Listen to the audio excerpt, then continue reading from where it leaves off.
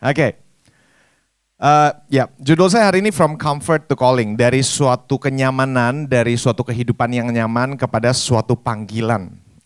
Sebelum kita boleh masuk ke dalam teks yang kita akan baca dulu. Boleh saya jemput kita sama-sama bangkit berdiri untuk menghormati pembacaan teks.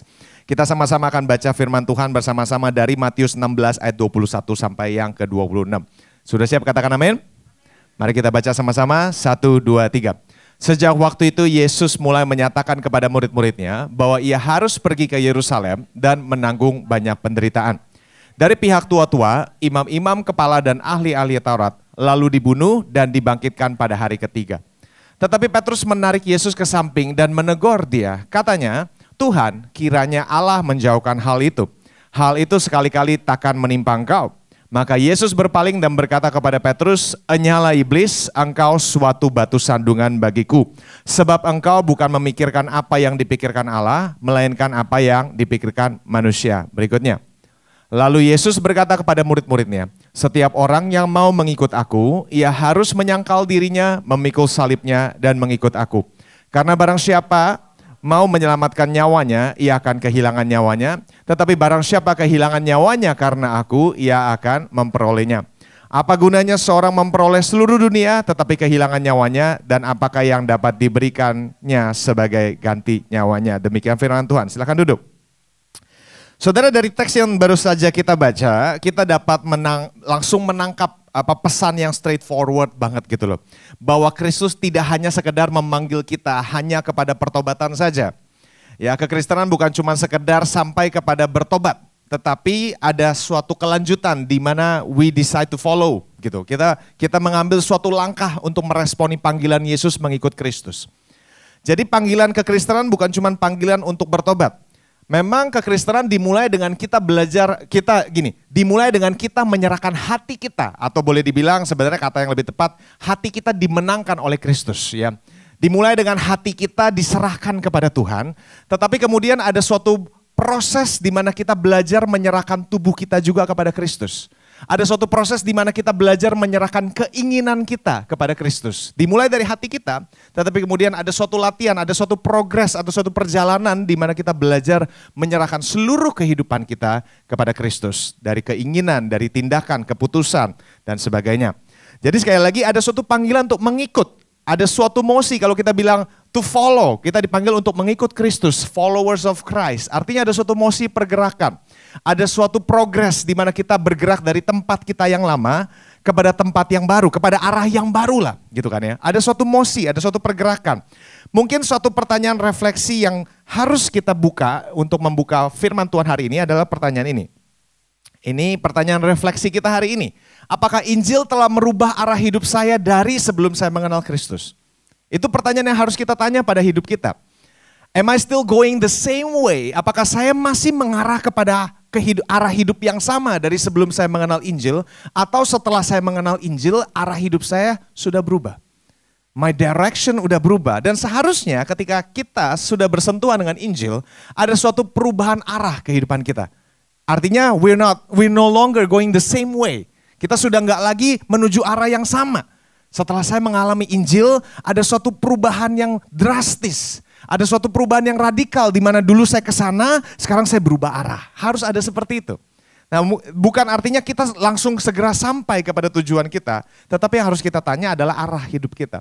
Apakah kita masih mengarah kepada hidup yang sama atau kita ada suatu perubahan? Kenapa kita harus tanyakan ini? Karena kita harus mengerti bahwa sebatas mengerti Injil saja tidak secara otomatis menjamin kita sedang menghidupi Injil.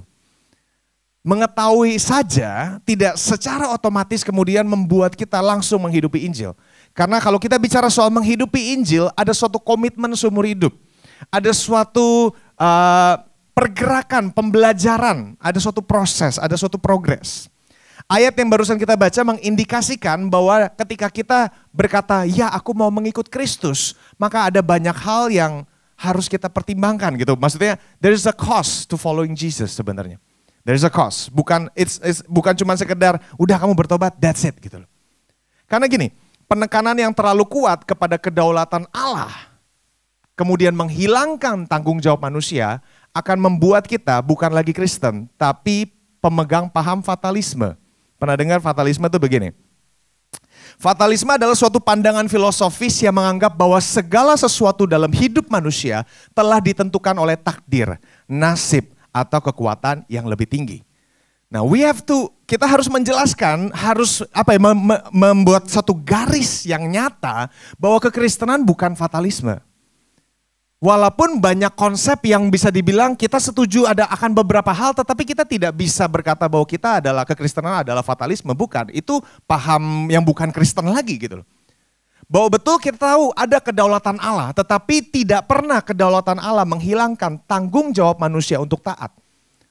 Tidak pernah sekalipun berita Injil intensinya adalah bukan cuma sekedar untuk kamu kemudian bebas mengerjakan apapun atau sekedar ya udahlah kalau memang udah pasti jadi kan pasti jadi. Kalau Tuhan sudah berkehendak kan pasti berkehendak. Ya udah gue nggak usah ngapa-ngapain, tinggal menunggu. Itu fatalisme. Kekristenan mengecam keras pemikiran fatalisme. Kekristenan juga bukan berkata berarti semuanya kerja keras kita. Itu juga dikecam oleh Injil. Kalau dibilang kekristenan sebenarnya saya tidak punya kata yang tepatnya. Kalau boleh saya bilang walaupun ini kata yang paling mendekati tapi walaupun tidak sempurna. Tapi saya bilang kekristenan itu keseimbangan. Adanya keseimbangan di antara kedaulatan Tuhan dan tanggung jawab manusia. Tapi bukan artinya 50-50 ya. Tetapi ada ketegangan di antara hal yang Allah telah tentukan tapi tidak pernah menghilangkan tanggung jawab manusia untuk taat. Tidak pernah menghilangkan respon manusia untuk mengikut Kristus. Buktinya tadi kita baca ayat yang tadi aja. Yesus bilang, if you wanna follow me, kalau kamu mau ikut aku, sangkal diri, pikul salib, follow. Ada suatu harga yang harus kamu perhitungkan. Gitu loh. Ada suatu harga yang Tuhan minta untuk kita ambil responsibility, tanggung jawab untuk mengikut Kristus. Tapi betul saya mau bilang bahwa kalau akhirnya kita bisa taat, kita juga bisa setuju, orang Kristen kalau bisa taat kepada Tuhan itu pun karena pekerjaan Allah. Kita tetap bisa memberikan kredit kepada Tuhan. Tetapi bukan berarti Injil meniadakan tanggung jawab manusia. Tidak. Tetap ada tanggung jawab manusia untuk taat. Injil tidak menghilangkan tanggung jawab manusia untuk taat. Kalau kita lihat bahwa ide ini juga ada, kalau kita baca perjanjian baru, surat-surat dari Paulus kepada jemaat mula-mula, kita melihat begitu banyak teguran dari si Paulus ini. Dia sedang berkata, lu gak boleh hidup kayak gini gitu kan. Ya, hidup kamu gak boleh seperti ini. Karena apa? Karena ada suatu dorongan dari Paulus bahwa orang yang hidupnya telah bersentuhan dengan Injil harus menghidupi suatu kehidupan yang mencerminkan bahwa dirinya telah bersentuhan dengan Injil. Kurang lebih seperti itu. Jadi ada kecaman, Paulus bukan cuma sekedar menegur, bahkan kalau kita lihat di beberapa hal dia mengecam orang-orang Kristen yang hidup masih dengan cara manusia lamanya. Artinya gini, ketika kita betul-betul telah mengalami Injil, Injil bukan artinya kemudian kita bebas melakukan apapun karena semua sudah ditentukan Tuhan dan apapun yang kita lakukan tidak menentukan keselamatan kita, berarti kita bebas melakukan apapun, tidak. Sebaliknya Paulus challenge that thoughts. Menantang pemikiran itu. Karena Paulus berkata, kalau kamu betul-betul berkata kamu sudah mengalami Injil, seharusnya lahir kerinduan di dalam hatimu untuk mau taat kepada Kristus. Kalau kerinduan itu tidak lahir, maka Paulus akan bertanya, aku mempertanyakan kekristenanmu. Are you really a Christian? Karena kalau kamu adalah seorang Kristen, ada kelahiran baru yang terjadi. Ada suatu kerinduan yang lahir di hati kita untuk berkata, I want to be like Christ my Savior. Aku mau menjadi serupa dengan Kristus yang aku cintai. Juru selamat yang aku kasihi. Kerinduan itu harus lahir di hati kita, orang yang telah mengalami Injil. Nah, kita akan baca, kalau kita tadi lihat ayat yang tadi, kita akan gali sebenarnya maksud dari Yesus mengajarkan itu apa. Saya perlu memberikan satu konteks dulu. Kalau Anda pelajari pengajaran-pengajaran Yesus di kitab-kitab Injil, maka Anda akan lihat biasanya ada pola. Jadi polanya Yesus gini, ada suatu kejadian yang terjadi, kemudian Yesus mengambil kejadian itu dijadikan bahan pengajaran. Ya kalau kita lihat polanya sering gitu, 5 roti 2 ikan, kehabisan, kelaparan. Terus dia bikin mujizat, lalu dia mengajar sesuatu dari kejadian itu. Kan sering terjadi seperti itu ya saudara ya. Nah, dalam konteks yang baru saja kita baca ayat tadi, Yesus mengajarkan soal kepengikutan Kristus. Tetapi pengajaran itu untuk kita bisa mengerti dengan jelas, karena kalau kita nggak mengerti konteksnya, maka kita akan ambil itu sekedar berkata, tuh kan ikut Kristen tuh isinya penderitaan loh, begini. Nah itu karena kita mengambilnya di luar konteks. Untuk kita bisa mengerti sebenarnya apa yang Yesus mau ajarkan, kita perlu menggali konteksnya terlebih dahulu. Pengajaran Yesus biasanya diprovokasi oleh suatu kejadian yang muncul. Nah dalam hal yang tadi kita baca, pengajaran Yesus muncul karena kesalahan Petrus. Betul nggak? Gara-gara Yesus bilang, sebentar lagi gua akan mati, kemudian disalib, dikubur, bangkit di hari ketiga gitu kan. Kemudian Petrus berkata, ngomongnya jangan begitu Tuhan, gitu kan, kurang lebih gitu ya. Gara-gara Yesus ngomong gitu, gara-gara Petrus ngomong gitu, terus Yesus menegur Petrus dengan keras, betul ya? Dan kalau Anda lihat tegurannya kayaknya sedikit tidak manusiawi, benar gak sih? Karena saya tidak pernah melihat Yesus sekasar itu menegur orang. Kita bisa setuju itu teguran yang paling keras yang Yesus pernah berikan kepada manusia. Ya kan? Nah saudara, kalau saudara tanya sama gini, kalau setidaknya kita semua kan paham ya tentang ilmu leadership setidak-tidaknya. Kita setuju dan paling tidak kita tahulah kalau menegur orang itu jangan di depan umum. Betul ya? Tapi Yesus bisa menegur dengan keras, bukan cuma dekat dengan keras, tapi depan umum. Kan berarti kan sekarang pertanyaannya kenapa Yesus kayak gini? Apakah dia labil? Apakah tiba-tiba dia udah meledak aja, udah gak tahan, gua capek sama lu Petrus gitu kan. Makanya langsung dia kasih, dia beri gitu kan. Kan kita yakin ya Yesus gak mungkin begitu, self control dia pasti tinggi.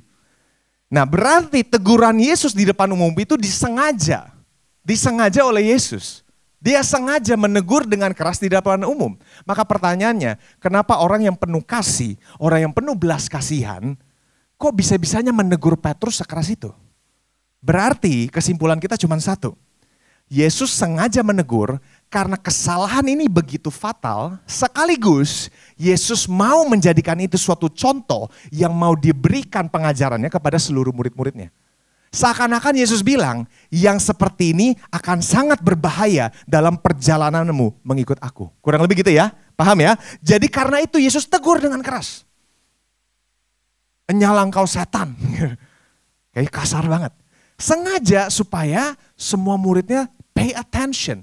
Because this is very fatal, kata Tuhan. Seakan-akan gitu, ini pemikiran ini fatal sekali. Dan aku mau kamu tahu kalau if you want to follow Christ, you need to know this, kata Yesus begitu. Nah, kesalahan Petrus seperti apa? Sebenarnya kesalahannya seperti sefatal apa sih gitu kan. Nah, untuk kita bisa mengerti sefatal apa, kita lihat ayat sebelumnya. Sebelum Petrus itu dikecam oleh Yesus, ayat sebelumnya Petrus itu dipuji oleh Yesus. Ketika Yesus nanya, menurut kamu aku siapa? Ini saya nggak catat di sini, tapi kurang lebih saya kasih konteksnya dikit aja biar cepat. Menurut kamu aku siapa? Terus Yesus jawab apa? Petrus jawab apa? Engkau Mesias. Betul ya? Terus dia dipuji sama Yesus. Dipuji menurut saya dengan pujian yang paling tinggi yang Yesus pernah berikan kepada manusia. Wah, dipuji habis deh si Petrus. Setelah dipuji, beberapa detik kemudian dibilang dasar lu setan gitu kan. Jadi kayaknya benar-benar habis diangkat, dijatuhin gitu kan ya. Nah, tapi gini, jadi ketika Yesus nanya, aku siapa? Terus Petrus bilang, kamu nih Mesias. Terus Yesus bilang, that's right. Karena gini, kita taruh kacamata kita sebagai orang Yahudi. Petrus ini kan orang Yahudi. Dan pada masa itu saudara, ada dua nubuatan yang mereka pegang berkaitan dengan Mesias. Bear in mind bahwa mereka tidak tahu bentuknya Mesias akan datang seperti apa. Kalau kita sekarang udah tahu. Tapi pada masa itu mereka semua memegang suatu nubuatan yang dari generasi kepada generasi, dari waktu kepada waktu. Dan mereka memegang nubuatan akan datangnya seorang Mesias. Jadi pada hari itu, pada zaman itu orang Yahudi sedang menantikan datangnya seorang Mesias. Yang dijanjikan oleh nabi-nabi perjanjian lama, paham ya? Nah mengenai dua nubuat gini. Jadi ada satu nubuatan yang pertama. Nubuatan yang mereka pegang akan datangnya yang pertama seorang yang berkuasa. Ini dikatakan oleh kitab Daniel. Dan ini nubuatan yang mereka pegang. Seseorang mighty, seseorang yang penuh kuasa, penuh kekuatan akan datang. Bukan cuma datang, akan menghancurkan penderitaan, akan menghancurkan sakit penyakit, akan menghancurkan kesengsaraan, akan menghancurkan penindasan, akan memerdekakan mereka dari perbudakan, dari belenggu dosa dan sebagainya. Wah, kalau kita lihat ini nubuatan simbol dari kekuatan dan kemuliaan. Artinya mereka percaya akan datang the mighty one gitu kan. Kalau kita bilang ya udahlah kita anggap aja akan datang seorang superhero lah. Biar gampang. Mereka pegang akan datang Kapten Amerika gitu kan. Akan membebaskan mereka. Superhero akan datang. Itu nubuatan pertama. Tapi berikut dengan nubuatan yang ini tentang seseorang yang superhero ini. Ada juga nubuatan yang mereka juga wariskan turun-temurun. Tapi mereka tidak tahu ini tentang apa. Yang kedua nubuatan tentang ini. The suffering servant. Kalau Anda baca Yesaya 53 menubuatkan akan datangnya seorang yang menderita. Begitu banyak kesengsaraan. Suatu figur yang lemah, tersiksa, tertekan. Seperti domba kelu yang dibawa ke pembantaian. Dua-duanya ini bicara kaitannya memang dengan Mesias. Dan dua-duanya adalah nubuatan yang mereka pegang. Nah ingat tadi saya bilang pada masa itu mereka tidak tahu nubuatan ini berbicara tentang siapa. Hari ini kita tahu keduanya berbicara tentang satu orang.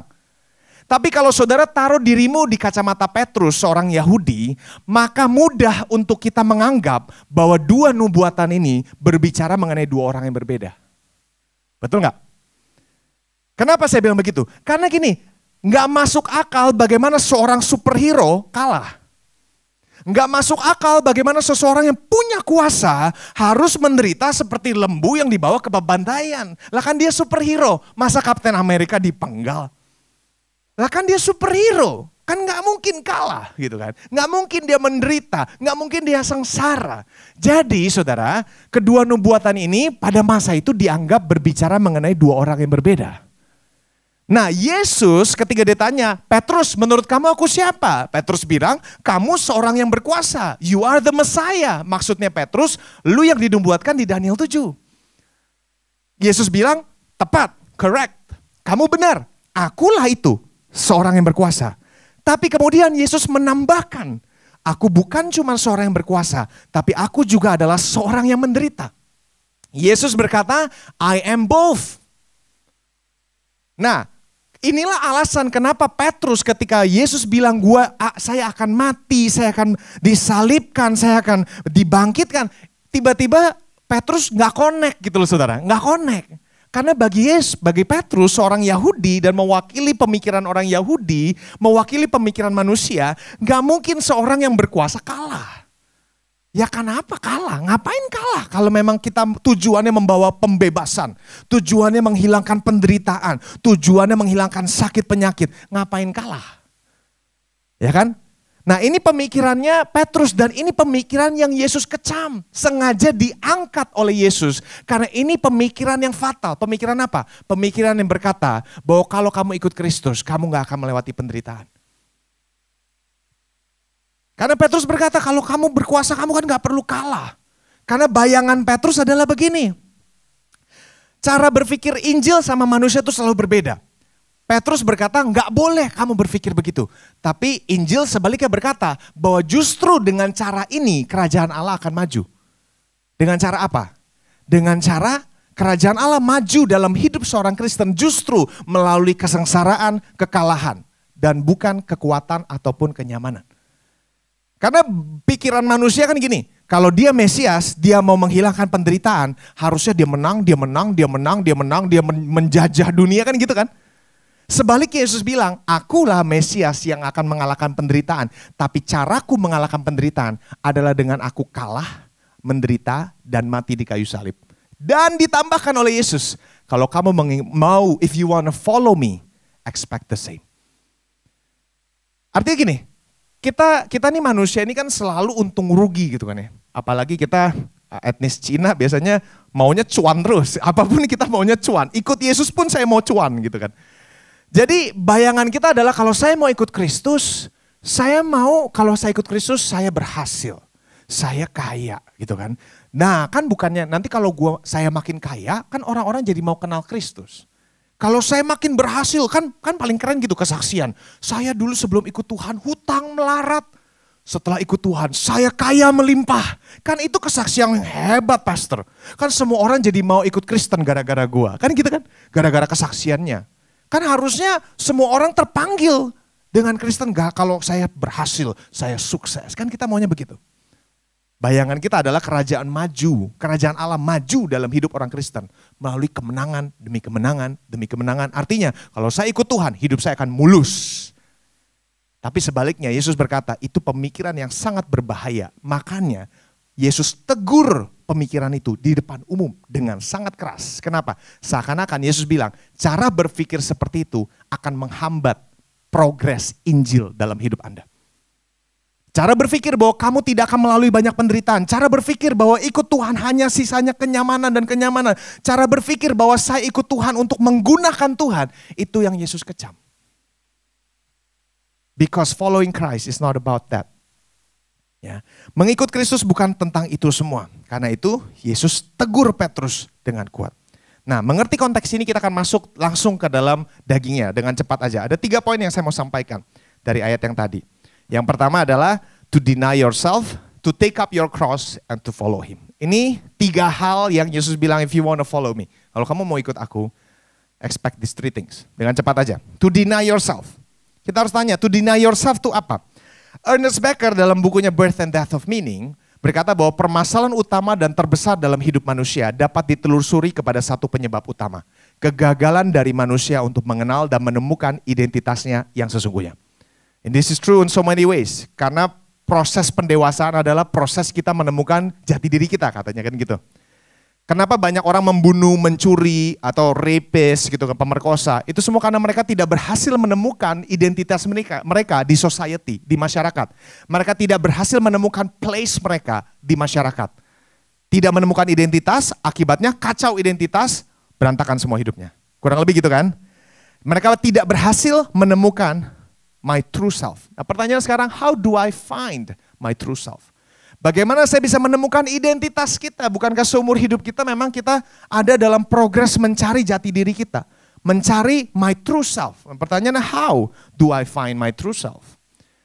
Nah, konsep menemukan diri, to finding my true self gitu kan. Konsep ini bukan konsep yang asing bagi dunia. Karena dunia punya 2 pemikiran, dibagi menjadi 2 daerah lah ya. Ada ideologi timur tentang bagaimana kita menemukan jati diri kita. Kalau kita orang timur lebih connect ke sini gitu loh. Nah, bagi orang timur, bagi kita yang ada di budaya timur, cara untuk menemukan true self adalah dengan menghilangkan dirimu. To lose yourself. Artinya gini, setiap manusia adalah bagian dari semesta ini. Pemikiran individualistik manusia yang egois itulah racun yang merusak dunia ini. Bagi budaya timur yang berkata begini, jangan pusing jati dirimu apa. Yang penting lakukan tugasmu. Lakukan tanggung jawabmu bagi masyarakat. Lakukan tanggung jawabmu bagi dunia ini. Nah, budaya timur kerap dipengaruhi oleh pemikiran ini. Karena bagi budaya timur, pemikiran individualistik barat itu merusak. Gara-gara semua orang pikirnya me, maka semua keseimbangan dunia hancur. Karena keegoisan manusia.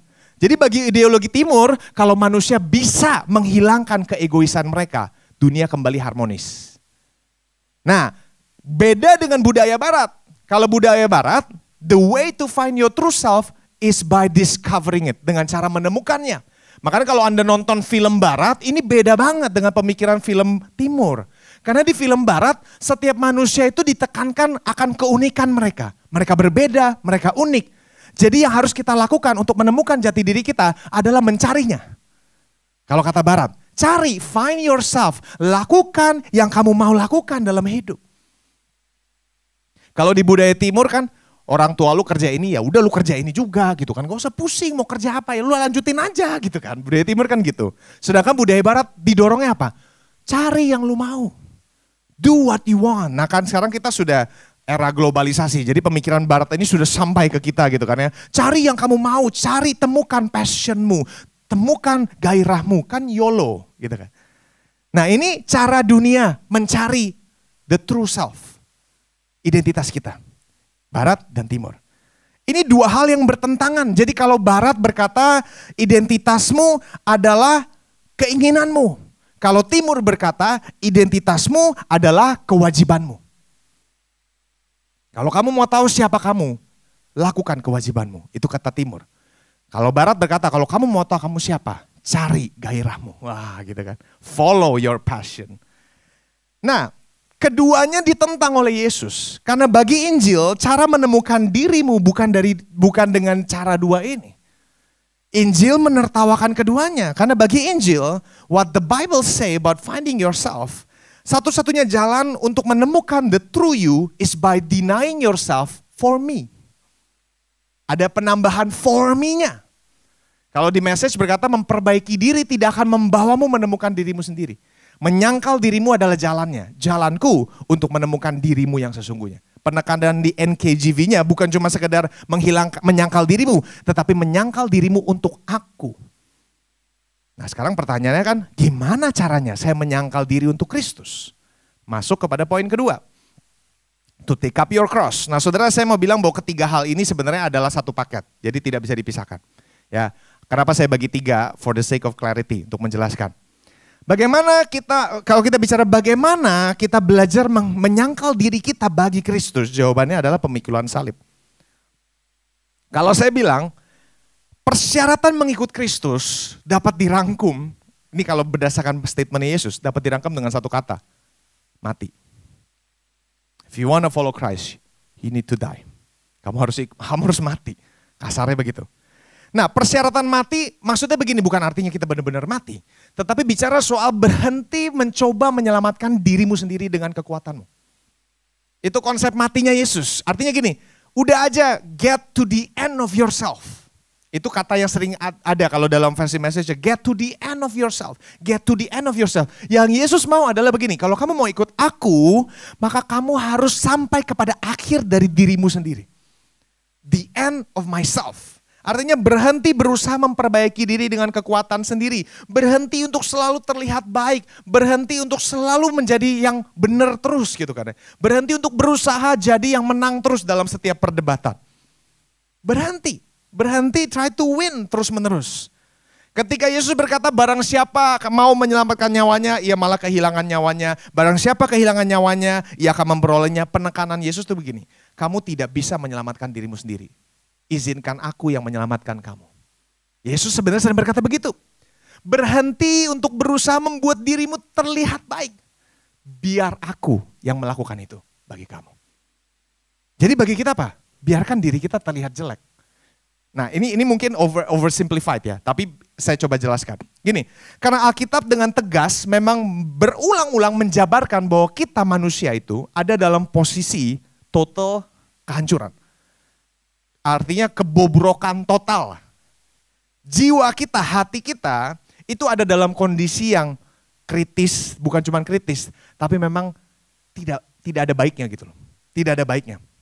Kita ini digambarkan seperti domba oleh Alkitab.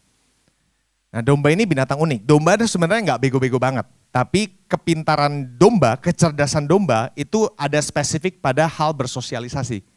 Kayak manusia. Tapi kalau soal menyelamatkan diri atau soal pulang, domba nggak pernah bisa tahu cara pulang. Kita ini bukan kucing atau anjing. Kalau anjing, kucing, Anda lepaskan di satu daerah tertentu, masih ada kemungkinan dia bisa pulang. Domba dilepaskan sendirian, nggak bakal bisa pulang.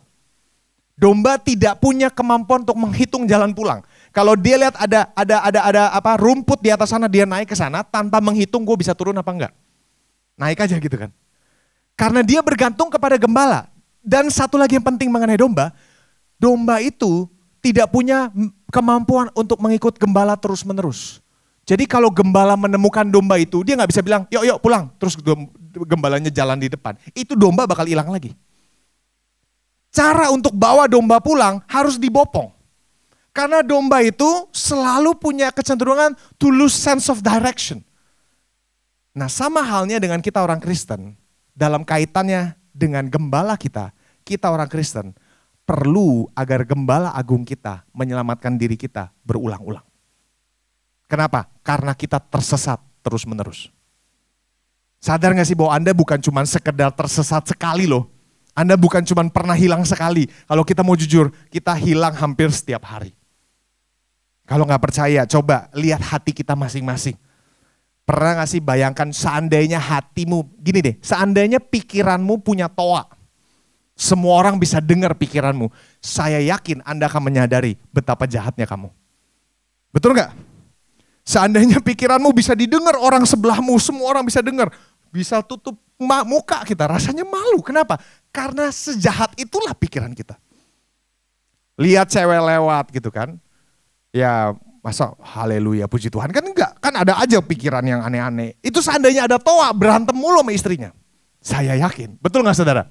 Bukankah itu menyingkapkan memang dasar hati kita jahat. Sekalipun kita orang Kristen, sekalipun pendeta yang bicara di sini. Saya boleh jujur bahwa hati kita memang is that bad. Hati kita sejahat itu. Hari ini diselamatkan Tuhan, kita komitmen, saya akan puasa 3 hari buat Tuhan. Besoknya udah makan rendang. Lupa. Kita mudah lupa akan kebaikan Tuhan. Kita mudah lari mengembara dari Tuhan. Itu memang natural manusia. Kalau kita boleh jujur, we are a mess. Setuju gak? Di balik semua karir yang kita sedang bangun, di balik semua pencapaian yang sedang kita kerjakan, deep down kalau kita boleh jujur, we know we are a mess. A mess yang mencoba memegang semuanya dengan mati-matian supaya terlihat baik. Betul gak sih saudara? We are a mess, but not just a mess. Kita a mess in a performance-based world. Kita ini, a mess itu apa ya? A mess itu sampah tuh kayaknya kasar banget. Tapi kalau saya boleh katakan kayak apa ya, mess tuh berantakan gitu loh. Kita nih berantakan, kita ini orang makhluk yang berantakan dalamnya, tapi hidup dalam dunia yang perfeksionis. Mati gak? Dunia yang selalu menuntut kamu tampil sempurna. Dunia yang selalu menuntut kamu to show the best of you. Inilah yang membuat kenapa orang biasanya lebih cari bar daripada gereja. Nah makanya saya suka church ini, a church for justified sinner. Karena kita bisa menemukan, kita bisa relate sinner dalam diri kita, pendosa dalam diri kita ada. Dan gereja seharusnya menjadi tempat di mana memang pendosa seperti saya bisa ada di tempat ini. Karena saya adalah seorang pendosa, kamu adalah seorang pendosa. Ya, inilah mengapa semua orang butuh Injil. Inilah mengapa semua orang perlu terus-menerus ada di dalam Injil. Karena hanya di dalam Injil kita bisa jujur terhadap kondisi kita yang sesungguhnya. Kita bisa take off that mask, kita bisa buka topeng kita dan jadi diri kita apa adanya. Kita bisa mengaku, yes I am that bad. Kalau dunia berkata, akan mendorong Anda untuk berkata, I am not that bad. Ya gue gak seburuk itulah, dia lebih parah tahu, temen gue lebih parah. Injil akan mendorong Anda untuk berkata, I am that bad. Tapi pada saat yang bersamaan, I am that loved by God. Tim Keller berkata, kita manusia tidak mau percaya bahwa kita seburuk yang dikatakan Alkitab. Namun juga tidak mau percaya ketika Alkitab berkata bahwa kita dicintai sebesar itu oleh Allah. Nah hanya di dalam Injil kita bisa mengaku, diberikan dorongan dan keberanian dan kekuatan untuk berkata, ya saya sejahat itu. Maafkan saya memang sejahat itu. Kalau dunia berkata, saya gak terlalu jahat lah. Injil akan mendorong untuk berkata, saya sejahat itu. Tapi pada saat yang bersamaan saya sangat menyadari saya dicintai oleh Tuhan tanpa syarat. Dan itulah kebenaran itulah, realita itulah yang akan membuat kuasa Injil aktif dalam hidup Anda. Makanya Yesus bilang berhenti menyelamatkan dirimu sendiri, berhenti terlihat baik. Tujuannya apa? Supaya Injil bisa bekerja dalam hidup Anda. Supaya Injil bisa kembali menata ulang hati kita, mengkalibrasi hati kita. Baru ketika realita kita dicintai, sekalipun kita begitu busuk, itulah yang akan mulai menggugah hati kita. Itulah yang akan membuat kita mulai berhenti untuk menyelamatkan diri kita sendiri. Hanya ketika kita melihat kayu salib. Karena di sini kita melihat kita dicintai, sekalipun kita seburuk itu. Di kayu salib kita melihat ada seorang mati untuk sesuatu yang sangat dikasihinya. That's you and me. Yes, you. Manusia yang selalu ingin terlihat cerdas. Selalu ingin terlihat yang paling hebat. Selalu ingin terlihat yang paling generous. Tapi di baliknya kita tahu keserakahan hati kita masing-masing. Kita tahu kejahatan hati kita masing-masing. Disinilah kita bisa menemukan kita dicintai apa adanya. Disinilah kita bisa melihat keberhargaan kita. Pada saat yang sama di sini kita bisa melihat kejahatan kita. Saudara. This is the place di mana kita bisa bertumbuh. Disinilah kita bisa berkata, I'm following Christ. Ketika hidup saya berpatok dari sini nih, dari karya salib Kristus. Jadi hanya di dalam Injil kita bisa mengaku seburuk itu. Jadi menurut saya begini saudara, adalah suatu kesalahan menurut saya ya. Kalau Anda ikut Tuhan 5 tahun dan Anda merasa makin hebat, makin hebat, makin hebat. Menurut saya kalau memang kamu hidup di dalam Injil seharusnya ikut Tuhan, kamu makin merasa lemah. Kalau ditanya kamu yang sekarang sama kamu yang 5 tahun lalu baru bertobat, harusnya kamu yang sekarang mengikut Tuhan akan dengan mudah berkata, aku lebih memerlukan Yesus hari ini dibandingkan 5 tahun yang lalu. Kenapa? Karena aku menyadari aku semakin lemah. Kenapa semakin lemah? Memang betul kita akan semakin kuat juga, betul. Saya paham kita akan semakin dewasa, betul. Tetapi pada saat yang sama, mengikut Kristus harusnya membuat kita makin mudah menyadari kejahatan hati kita. Dengan demikian, tidak mudah, tidak gini. Harusnya tidak memunculkan perasaan kita lebih hebat dari dia. Juga tidak memunculkan perasaan bahwa kita lebih rendah dari dia. Tidak. Tapi kita semua bisa melihat bahwa kita setara di dalam kayu salib, di dalam Injil. Disitulah kita menemukan identitas kita yang sesungguhnya. Ketika kita bisa memeluk kelemahan kita, mengakui kesalahan kita, mengakui kejelekan hati kita, dan membiarkan Injil merubah hidup kita. Mulai mengikut Kristus, mulai menjadi seperti Kristus setiap harinya. Yang terakhir, to follow Him. Seperti yang tadi saya katakan, bahwa pola pikir Petrus ditegur Yesus. Karena pola pikir Petrus adalah begini, Yesus pikul salib supaya saya nggak perlu pikul salib. Nah ini salah. Pemikiran bahwa Yesus mati di kayu salib supaya saya tidak perlu menderita, itu salah. Yesus pikul salib dan dia memerintahkan Anda juga tetap pikul salib. Yesus menderita bukan supaya kamu tidak menderita. Saya suka bahwa Tim Keller, saya lupa di sini. Karena apa yang Kristus buat, saya lupa sebenarnya saya nggak masukin quotes Tim Keller, tapi Tim Keller ada ngomong begini. Karena penderitaan Yesus di kayu salib, maka setiap kesusahan yang kita alami, karena Kristus memikul salib, maka pemikulan salib yang harus kita ambil hari ini adalah pemuritan, discipleship. Itu kata Tim Keller, tapi saya nggak masuk di sini. Tapi ini saudara, artinya gini, ketika kita ikut Yesus, expect hidup kita tentu tetap akan melalui banyak kesulitan. Bukannya ikut Tuhan berarti sekarang saya udah nggak perlu susah, bukan, sebaliknya. Tapi di sini Kristus memberikan satu penghiburan. Penghiburannya bukan kamu gak akan menderita kalau ikut aku. Penghiburannya ini. Karena apa yang Kristus buat bagi kita di kayu salib, maka setiap kesukaran dalam hidup orang percaya tidak pernah sia-sia. Apa yang hari ini kamu sedang lewati, kesusahan, penderitaan, kesengsaraan, gak pernah sia-sia. Jadi karena Kristus mati di kayu salib, instrumen yang harusnya menghancurkan kamu menjadi instrumen yang memajukan kerajaan Allah dalam hidup Anda. Instrumen yang harusnya ada untuk menyiksa kamu menjadi instrumen di mana Anda bertumbuh menjadi semakin serupa Kristus. G.I. Packer pernah berkata begini, apa yang harus kita sadari adalah kita bertumbuh menjadi serupa Kristus dengan bertumbuh melalui lembah. Orang Kristen bisa dikatakan tumbuh semakin besar dengan menjadi semakin kecil. So kalau hari ini Anda ikut Tuhan kok makin merasa jelek ya sifat gue. Nah justru menurut saya, you're on the right track. Karena berarti kamu mulai bisa mengakui kamu sejelek itu. Sebenarnya bukan ikut Tuhan makin jelek. Ikut Tuhan makin terbuka jeleknya kamu. Kamu dari dulu udah jelek sebenarnya gitu loh. Kamu dari dulu udah jahat gitu loh. Bukannya ikut Tuhan kok gue makin jahat, bukan. Dulu kamu jahat banget. Tapi gak pernah merasa jahat itu jahat gitu kan. Atau kamu pakai make up tebel gitu supaya jahatnya gak kelihatan. Tapi melalui ikut Tuhan, kita diajarkan untuk stop pakai make up. Bukan beneran ya maksud saya. Saudara ngerti maksud saya ya? Stop selalu terlihat baik. Biarkan dirimu muncul. Justru orang melihat Injil bukan dengan kesempurnaan kamu. Sebaliknya ketika kita melihat dalam kelemahan kita, kita tetap ikut Tuhan. Dalam kelemahan kita, kuasa Allah sempurna. Saya tutup dengan satu cerita. Ini cerita tentang seorang bernama Jim Elliot. Pernah dengar gak ceritanya? Dia ini seorang American missionary, dia mati dalam pelayanan penginjilannya. Nah pokoknya dia dalam menginjil satu suku tertentu dia mati.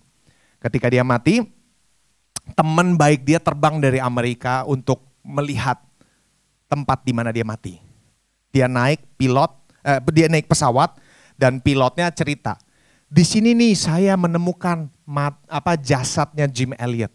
Tuh di bawah situ tuh di pantai itu, disitulah saya menemukannya. Disitulah tempat Jim Elliot mati. Terus sahabatnya ngomong begini, enggak, Jim Elliot bukan mati di situ. Pilot tuh ngomong, oh ngomong apa, orang saya yang lihat, orang saya yang ketemuin mayatnya. Enggak, saya tahu di mana Jim Elliot mati dan dia matinya bukan di situ. Saya ada di sebelah dia pas dia mati. Terus pilotnya bilang, enggak, orang dia sendirian mati, lu ngaco gitu kan. Terus sahabatnya bilang begini, no, I am certain. Saya tahu dia mati bukan di situ. Terus dia ngomong begini, I was beside him when he died. He died several years ago at a small church in our neighborhood. I was beside him when with tears in his eyes, he surrendered his life to Jesus. Sahabatnya bilang, enggak, saya ada di sebelah dia pas dia mati. Dia mati beberapa tahun yang lalu di gereja kecil di perumahan kami. Di situ saya ada di sebelah dia ketika dia sambil meneteskan air mata menyerahkan nyawanya kepada Yesus, menyerahkan hidupnya kepada Yesus, di situ dia mati. Sejak itu, paham gak maksudnya? Paham ya? Ceritanya paham ya? Sejak itu yang hidup bukan Jim Elliot tapi Yesus Kristus. Nah saudara, ini yang harus kita renungkan. Apakah kita berkata iya sekalipun kita tahu jalannya penuh dengan penderitaan? The cost of following Jesus bagi murid mula-mula tahu betul harga dari mengikut Kristus. Karena itu gereja pada mula-mula itu banyakkan menyampaikan pesan-pesan yang membuat kita kuat di tengah pencobaan, kuat di tengah penderitaan. Tapi lihat di mana kita ada sekarang. Gereja umumnya yang ramai adalah gereja yang memberitakan tentang kemakmuran. Anda akan diberkati. We have shifted a long way. Dari dulu bukan ini. Pesan kekristenan bukan tentang kenyamanan kita. Tapi jalan penuh ketidaknyamanan. Tapi disitulah saya menemukan keindahan yang melampaui semuanya. Jalan penuh penderitaan yang membuat saya bisa berkata, Kristus lebih berharga dari semuanya. Amin. Mari kita sama-sama berdoa.